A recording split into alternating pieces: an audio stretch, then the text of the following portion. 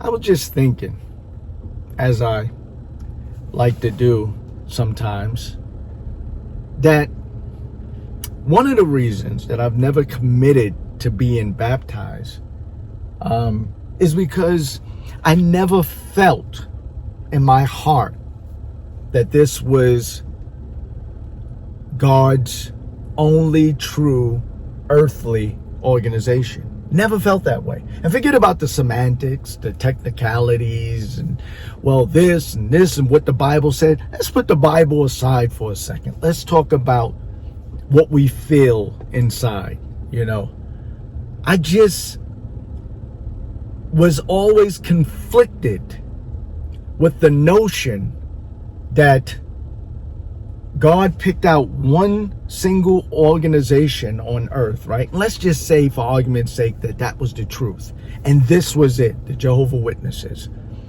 I never felt like they were different than anyone else. Never felt that, because if God chose an organization that was his witnesses on earth, that glorified his name, it just seemed like they would act totally unlike the world. Now, I know about the technical parts. So we don't vote, and we don't, we don't smoke, we don't celebrate Christmas or birthdays, we don't celebrate any of the holidays or whatever, we don't grill on the 4th of July. I think that's one of those conscious things, right? Like it's your conscience, if you want to do it. But basically, that's saying you shouldn't do it, right? So I know all those little but I'm talking about the inner person.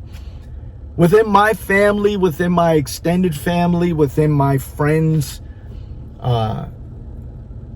that are Jehovah Witnesses or were Jehovah Witnesses, they act like everybody else. Everything that I saw in the world and that Jehovah Witnesses point their fingers to, like, look at this, look at that. We had all of that within the organization. I saw it, right? I saw people that abused their children.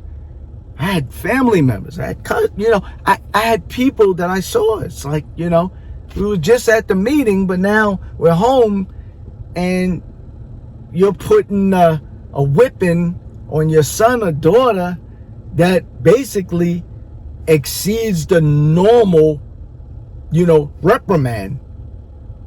Like, somebody should be called. You know what I mean? Like that bad. I've seen the people that drank too much. I've seen the people that were womanizers. I saw the child molesters, right? I saw the people that were backstabbers. I saw the people that were gossipers. I saw all these things. We would leave the Kingdom Hall and people start gossiping right away. Did you see Sister Song? She always putting her hands up. People giving their comments and she leave her hand up. That's disrespect. Do you see this? Your brother so-and-so, I don't like the way he look at me. He's this and that. Like, everything that they would get up on that podium and say not to do, I saw it all around me. And sometimes literally right after the meeting. Like right after. So in my mind, I'm saying to myself, I see people in the world that abstain from these certain things that you say the world is doing and you don't. Like, I'm like, no, I see a lot of people in the world that don't do this stuff. And you guys do. And I know how they would come back. They would say, hey, Sean, we're all sinners. Yeah, that's the point. That's what I'm trying to say. But you acting like you're not. So why are you separating yourself from the world who are sinners as well? If you're all sinners, which the Bible clearly says we're all sinners, then where's the separation coming in at? But that was one of the reasons that it never moved me. I was never moved to say, this is what I want to do. Because I saw it everywhere. Everywhere. Family members, friends, neighbors, everybody had something going on that they would basically hide behind closed doors and only show the people that were closest to them. And then I would see them on a podium, right? And if you're like me, you're sitting there going like, wow, these other people actually believe this. I just spent the night at your house the other day, and I saw things that you would be disfellowshipped for if they knew, right? But I was either too young and you felt comfortable to, do these things. I saw people berate their wives. I saw people, and these are things that I'm not saying are an atrocity. Some things were in itself. This is what normal people do. But you create this facade like you are above those things, and they were doing the same things that they persecuted the world for doing. I've seen the same things within the organization. As a matter of fact, there are a lot of people in the world that don't do a lot of things that the Jehovah Witnesses do.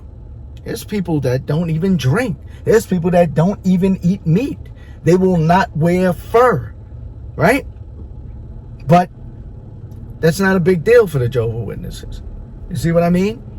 So I used to think, wait, well, aren't the scales balancing out? This is young me. I used to say, because this person, they don't curse, they don't drink, they don't smoke. They may celebrate Christmas, birthdays, they don't gossip. So there's certain people out in the world that I saw as different in a good way than even Jehovah Witnesses. I saw people that were clearly womanizers. They would be married and talking about women in an inappropriate way, right? I've seen it. And then get on that podium and talk about the same thing. They'll bring out the scriptures that Jesus said, if you look at a woman with lust or whatever, you basically committing the fornication or adultery within your heart, your mind, whatever that scripture says. And they will emphasize it. And you would see people's heads like this. Yes, yes, yes. And I'm looking like, you just did that. You did that exact same thing. I was around you. So it just never, ever made me want to be a part of something that was like, everyone else. It made no sense. If I want to be a part of God's only true organization, which is bogus to even think about, that God will pick, one people or one organization or what, that is just bogus to me. That is just bogus. But if I were to say that I want to be a part of that, it has to really exemplify that, exactly that. I would have to see people that were almost perfect. Almost perfect. For people that are reminded at the time when there was like 3 meetings a week, and for people that were reminded every single meeting of things that they should or shouldn't do, they failed miserably.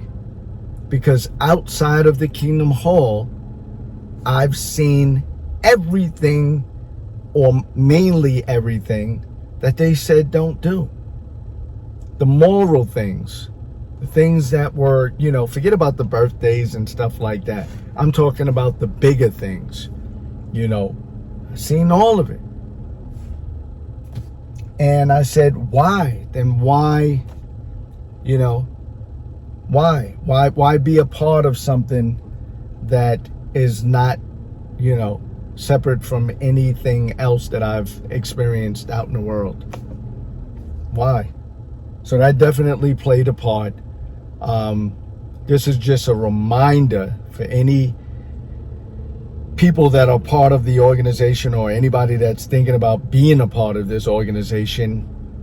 You're not going to experience anything different. You'll experience people hugging in the Kingdom Hall and shaking hands, and you'll experience things like that.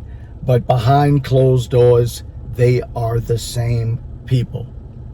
They are the same. If you are hateful, a hateful person, you're going to be a hateful Jehovah Witness, right? If you don't have natural love for your children, you're going to be a non-loving parent as a Jehovah Witness. If you're abusive, you're going to be an abusive Jehovah Witness. That's it. Only thing you're doing is adding on, right? I don't want to hear the stories about people, oh, I used to be this, and I was in a gang in the 50s, you know, and then I learned the truth, and it, you know, I turned away from it. You don't think that you being 45 turned you away from, you know, being in a motorcycle gang? You don't think so? I don't know, right? So a lot of people like to attribute things to the truth, you know, but what was your life before that? And would any religion basically change you? It's a question you have to ask yourself. It's not the truth. It's just that you know, came to know God, and the Spirit, the Holy Spirit, changed your heart. What about that? Had nothing to do with this organization. You know, I used to be this, or I used to be that. I used to smoke cigarettes, right? Oh, I smoked cigarettes. So when you learned the truth that took the one to smoke cigarettes, that took that away? Okay. All right. Well, that's good for you. You don't think if you went into a church and you became a Baptist, Methodist, anything like that wouldn't, no? Okay.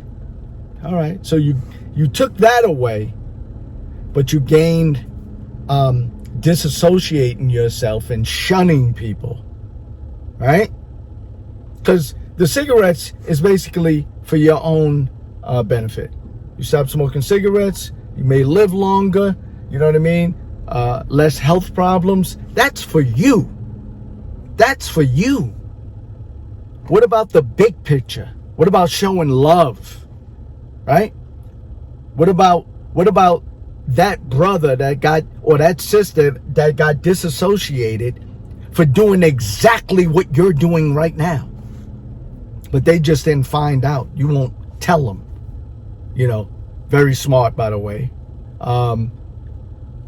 And you're going to sit there and watch this person, this fellowship, and you shunning them for doing exactly what you're doing right now. Think about it.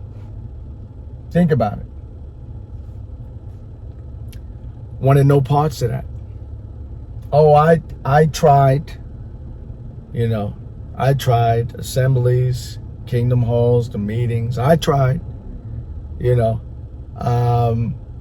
but it has to resonate with me. I got to feel something, and I felt nothing. I felt nothing.